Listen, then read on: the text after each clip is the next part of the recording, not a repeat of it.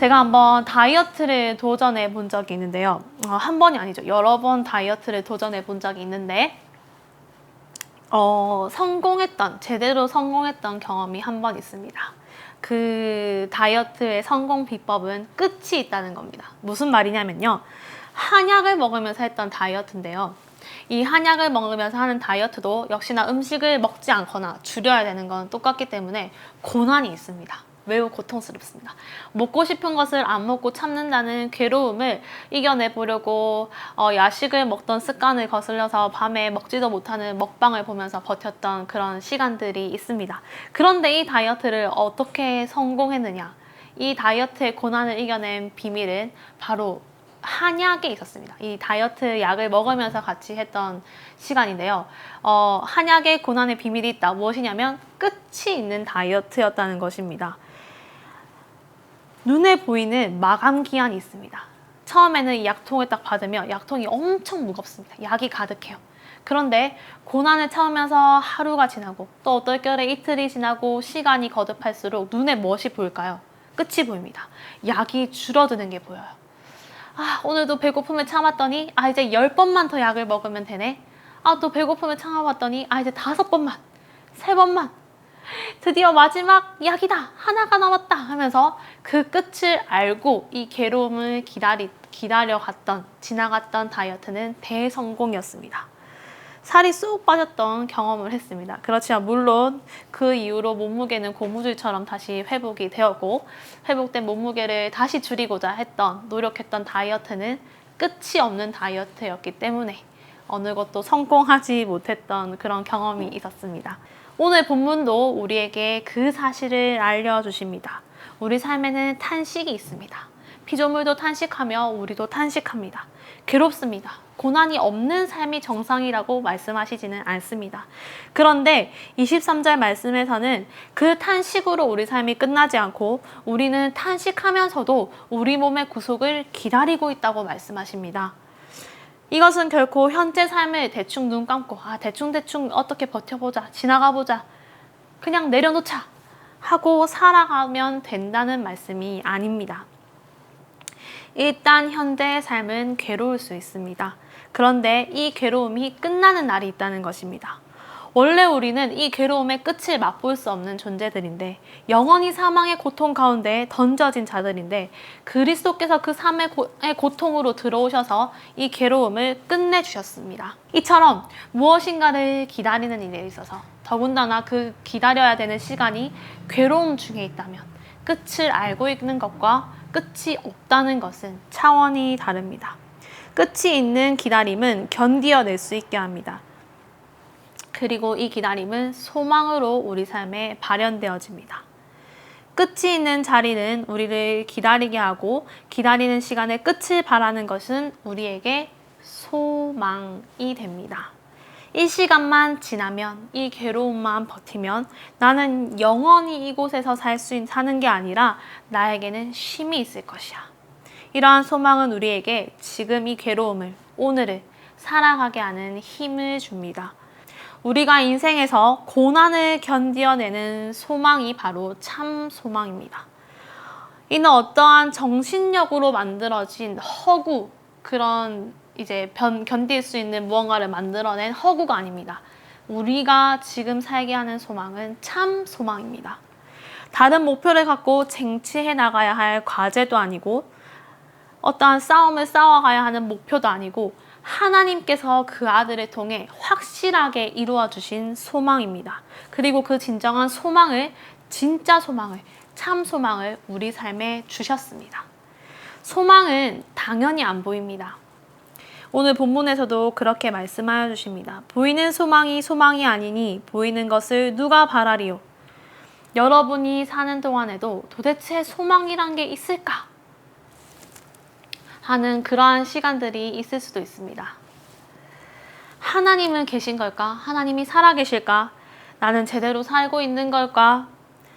소망의 시읒자도 안 보이는데 소망이라는 게 과연 있는 걸까? 하는 순간들이 끝없이 찾아올 수 있습니다. 그런데 그런 순간들이 우리에게 있는 이유는요, 소망이 없기 때문에, 나에게 주어졌던 소망이 가짜 소망이기 때문에 안 보이는 것이 아닙니다. 안 보이는 것이 참 소망입니다. 하나님의 말씀이 우리에게 보이지 않는 소망을 보게 하십니다. 우리는 보이지 않아도 하나님의 말씀을 통해 소망을 확인하며 참고 기다릴 수 있습니다. 그래서 이 소망은 참이 됩니다. 소망이 우리에게 있으니 우리는 이 고난의 시간을 기다리고 견디어낼 수 있습니다. 하나님께서 원래 소망 없음으로 끝나버려야 하는 인생에게 소망을 주셨습니다.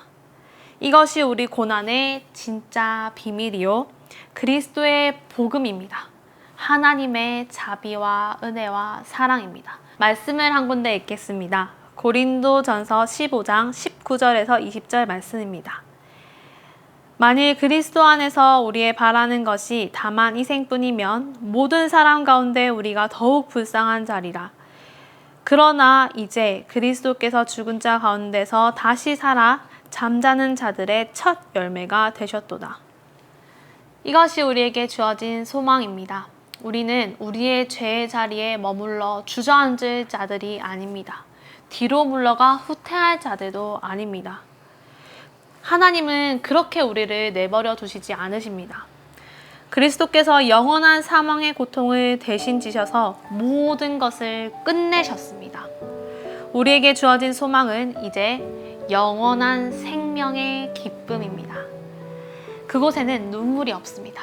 그곳에는 다툼도 없고요. 그곳에는 아픔이 없습니다. 영광의 하나님을 영원히 찬송할 뿐입니다. 그날을 우리는 소망할 수 있습니다. 고난 중에 잠겨야 했던, 그곳에 그냥 그렇게 잠겨져 있어야 했던 우리가 이제 감히 영원한 생명의 나라를 소망할 수 있게 되었습니다. 이 소망이 있기에 그러므로 이제 우리는 오늘의 고난을 견디어 갈 수 있습니다. 내가 내 맘대로 살아도 끝은 정해져 있대. 아무데나 살면 돼. 그냥 앉아서 있으면 돼. 알아서 다 하신대. 하고 사는 것이 소망을 가진 인생, 끝이라는 인생은 아닙니다.